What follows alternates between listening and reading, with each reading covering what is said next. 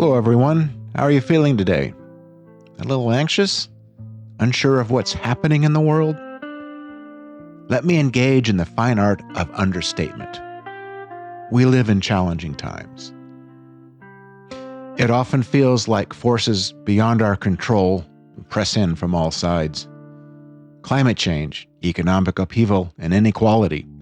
The fear that society is tearing itself apart. The more we try to keep all the balls up in the air, the more likely it seems they will all come crashing down, with the realization that it is all unsustainable. And then there's the elephant in the room, Donald Trump and his minions' dismantling of American democracy. These are the days of fear and loathing. In this short episode, I want to talk about mental health, depression, and ways we might find, despite it all, some peace of mind in a turbulent world. Life would be a sad place without the blues. That feeling of occasional melancholy, the ups and downs in life, brings some of our most sublime moments of expression. It adds color and dimension to our lives. We all have occasion to sing the blues.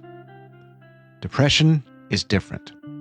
It's a cold, gray, one-dimensional place that leaves those it afflicts without hope, without purpose, and often without any apparent way out.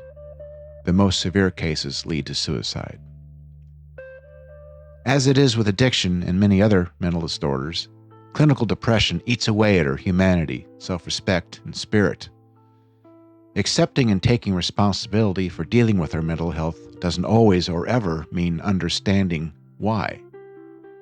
Though arguably a global pandemic and the jarring shift in the Overton window under Trump 2.0 has helped to raise awareness of mental health, treatment nonetheless remains hindered by the stigma associated with mental disorders. In today's culture, depression is still often considered a sign of uncontrolled emotion or weakness, especially for men. It takes work and acceptance to pin down treatment and move forward. The many stats on depression I could cite are, well, a little depressing. According to recent CDC data, overall rates of depression in the U.S. have nearly doubled since 2015. This dramatic rise represents a significant public health concern. It may not be surprising given what's happened in the past decade, for these are the days of fear and loathing.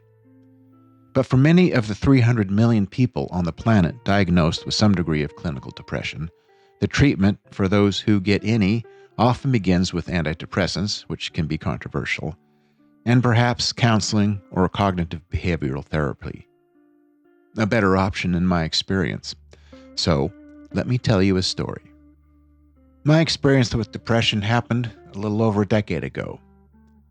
In the spring of 2014, I found myself in a black hole, and I wasn't sure why. Every morning I awoke and gazed into a black pit of what I now know as depression. Despite having a good life, being loved and respected by my peers, and being grateful for my many opportunities, it seemed pointless. I felt like giving up on myself. I'm not talking about physical suicide. It was more like a psychological or emotional suicide, the kind that Albert Camus writes about in The Myth of Sisyphus. I began succumbing to the voice inside my head, ceaselessly whispering that nothing I'd ever done, was doing, or would ever do could possibly make a difference. Nothing much mattered, and the world was going to hell anyway. And might I remind you, this was in 2014, which looking back seems kind of like good times. But sure, I could correlate some life changes to the slump. This time felt different, even for a solitary, melancholic sort like me. Then one day, I went for a walk. For a time, in the afternoon sun, anxiety's knife edge eased, rolling away with the tide as I sat in San Francisco's aquatic park. The chatter in my head quieted. I watched the boats, the brave swimmers, and Alcatraz shimmering across the water in the warm, slanting light. I felt better. I made it an afternoon habit, either up to Lafayette Park or down to the bay. More than any pill, contact with nature, green space, a parklet with a tree, mitigated my physical response to anxiety. John Muir spoke eloquently more than a century ago, saying, "Thousands of tired, nerve-shaken, over-civilized people are beginning to find out that going to the mountains is going home, that wilderness is a necessity, that mountain parks and reservations are useful not only as fountains of timber and irrigating rivers, but as fountains of life. As magnificent as they are, we don't need mountains, just a shady, green spot to sit." I self-medicated and still do every day. Later that summer, I began cognitive behavioral and talk therapy, or a fancy way of saying I started seeing a shrink. Opening up to a stranger in their office isn't easy. What is easy is BSing the therapist, which actually is just BSing yourself, so what's the point?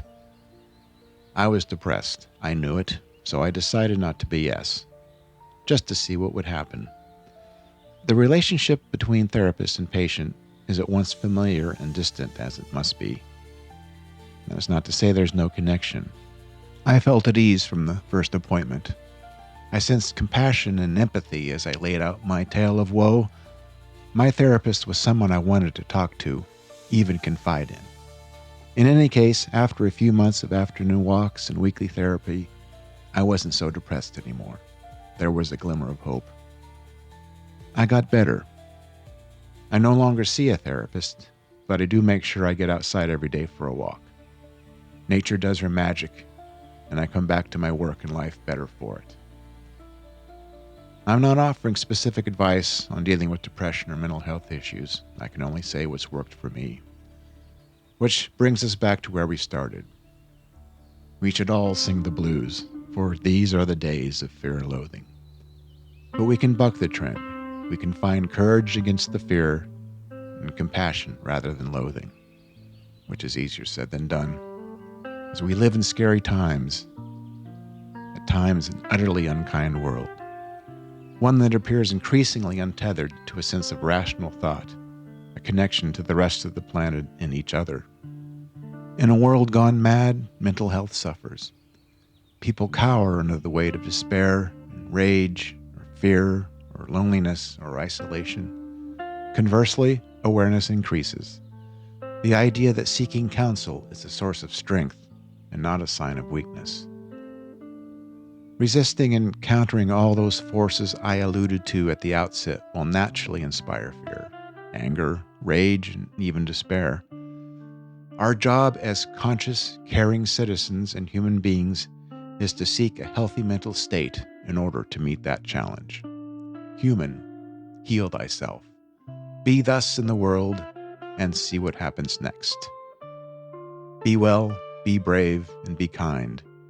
As T.S. Eliot said, to do the useful thing, to say the courageous thing, to contemplate the beautiful thing, that is enough for one man's life. And this, my friends, are the thoughts of a simple man. I'm your host, Tom Schueneman. Thanks for listening. Join us next time on globalwarmingisreal.com.